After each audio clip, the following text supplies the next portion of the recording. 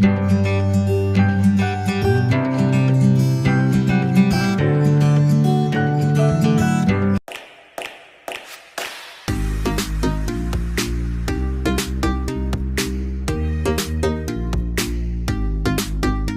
guys! I am Kylie. I'm Tesha.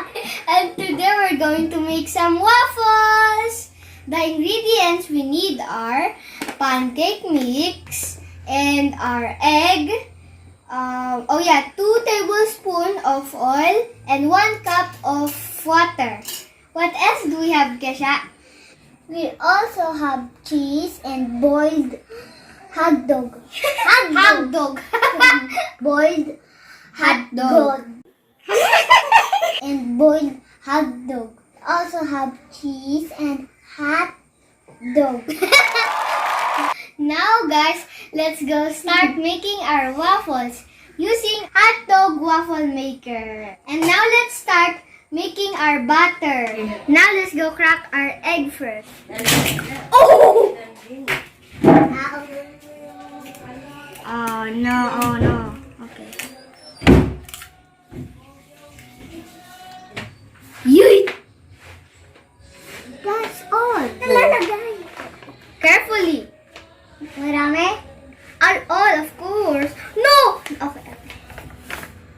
There you go. Easy roll.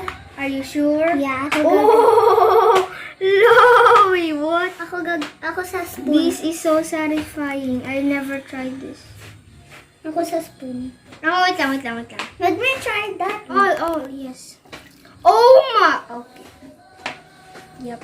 Wait, let me try the trick. They do that. Ikaw sa spoon. Hindi ko pa try ito. Ano, hindi mo pa na-try. Oh yeah, you have not tried. Now let's mix. That feels so weird. Now let's preheat our hot dog waffle maker.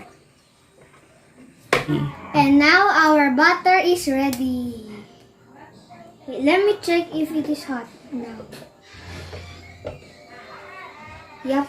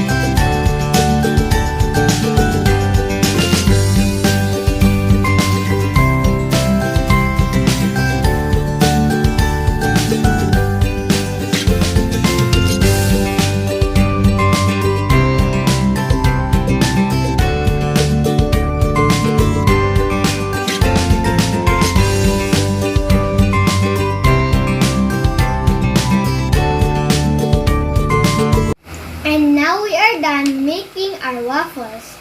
With the 350 grams of pancake mix, we made 24 pieces of waffles. Now let's go taste them. I got cheese.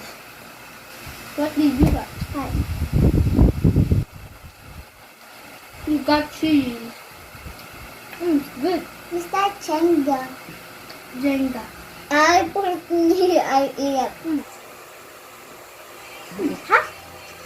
Hot. Now I know why it is called hot dog because it's very hot. Yummy, it's cheese. Wow, we got hot. Guys, you can try a lot of flavors. You can try strawberries, Nutella. We would try that next time, but we don't have that yet.